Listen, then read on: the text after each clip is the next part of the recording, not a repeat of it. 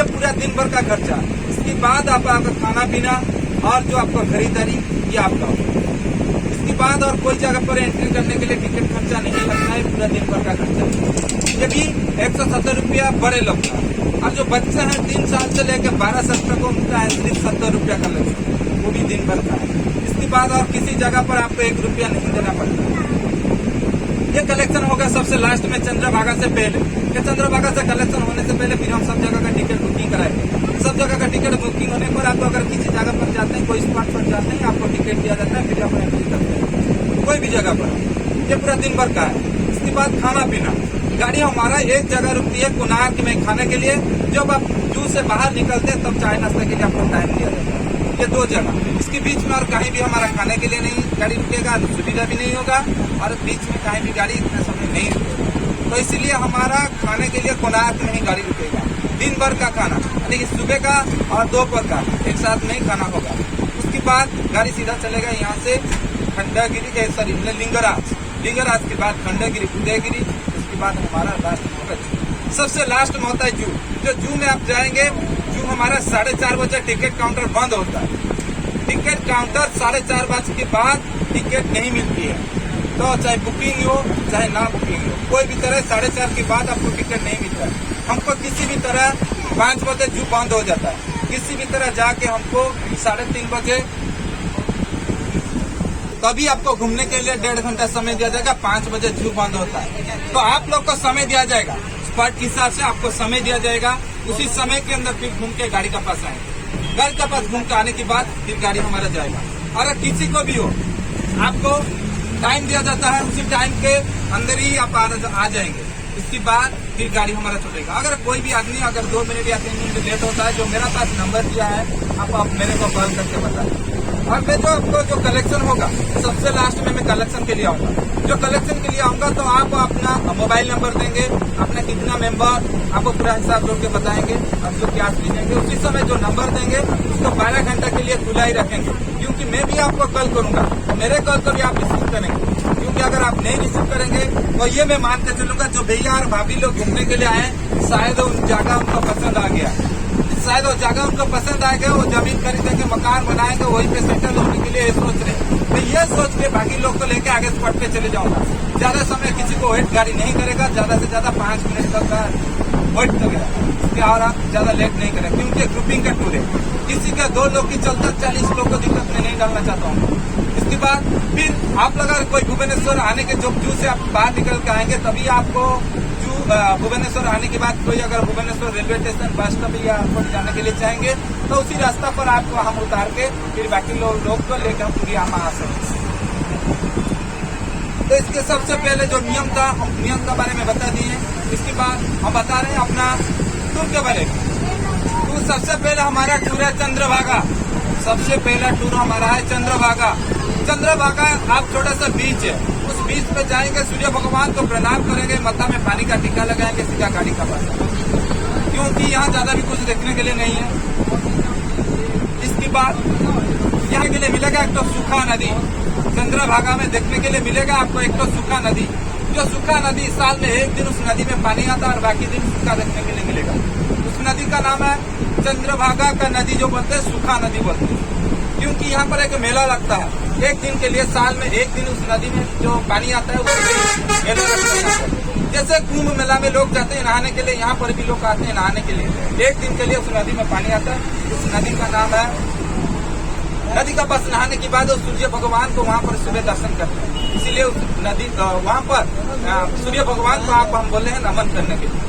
चंद्रभागा की बाद 5 मिनट का बाद हमारा गाड़ी पहुंचेगा जाके कोणार्क यानी कि सूर्य मंदिर का पास।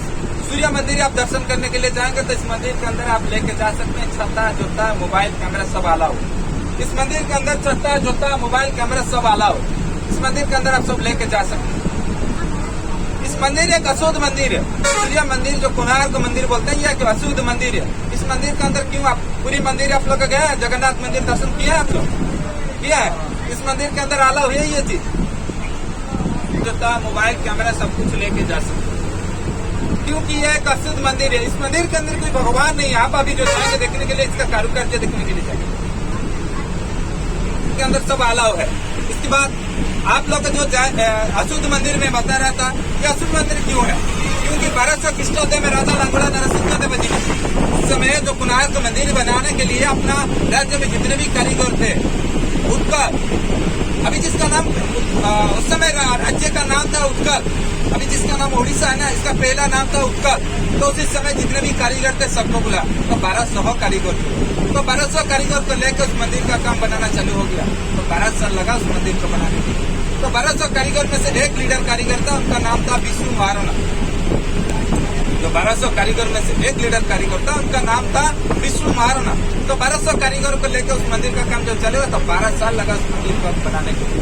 तो 12 साल के अंदर उस मंदिर का काम, यानी कि सबसे आखिर भाग का काम था, कलश बिठाने का काम था। वो जितने बार भी बनाते थे 1200 कारीगर उस मंदिर का काम, और सबसे बनता नहीं था, टूट ही जाता था। तो 12 साल जो हो अपना घर छोड़ के आए, विष्णु महाराणा हो गया। और जब वो घर छोड़ के आए थे तभी उनका बीबी को घर पे छोड़ के आए थे, और वो उनका बीबी का पेट में एक बच्चा था। वो आने के बाद उनका लड़का पैदा हुआ। उन लड़का का नाम उनका माँ रखे थे धर्मपद। धर्मपद वो भी 12 साल का हो गया था। तब वो जब बोला कि हमारा पापा कौन है, पापा कहाँ पर है, उसका माँ को धर्मपद बोला। तो जब बोला ये तो बोला कि तुम्हारा पापा 12 साल हो गया मंदिर बनाने के लिए कोणार्क गए, अभी तक तो लौट के नहीं आए हैं। ये बोला हमको हमारा पापा से मिलना है, और हमारा पापा कौन है हमको जानना है। तो उसका माँ बोले तुम्हारा पापा तो तुमको देखे नहीं है, तो फिर कैसे तुमको पहचानेंगे? तो ये बोलने पर उसका माँ बोले कि तो हमको 2 सामान देते तुमको, ये 2 सामान लेके जाके कोणार्क में पहुंचो, शायद तुम्हारा पापा तुमको जान सकते हैं। देखिए इस तरफ देखिए नदी और सागर का मिलन है, नदी और देखिए सब नदी और सागर का मिलन है।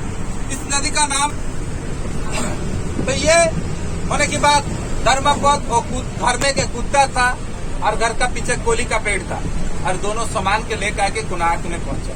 जब कोणार्क में पहुंचा तो उनका पापा से उनका मुलाकात हुआ। जब मुलाकात हुआ तो पापा उनको बेटा मान के लिए। तो ये सारे बात 12 साल हो गए, उधर मंदिर बन रहा है, मंदिर का काम खत्म नहीं हो रहा है। तो राजा बोले हम 12 साल हो गया मंदिर बनाने के लिए 1200 कारीगर लगाए, लेकिन हमारा मंदिर का काम बन नहीं रहा है। अब 3 महीना समय देते, अगर 3 महीने के अंदर हमारा मंदिर का काम खत्म नहीं होगा तो 1200 कारीगर को मृत्युदंड दिया जाएगा। तो 1200 कारीगर को ये सारा सोच में आ गया कैसे मंदिर बनाए थे।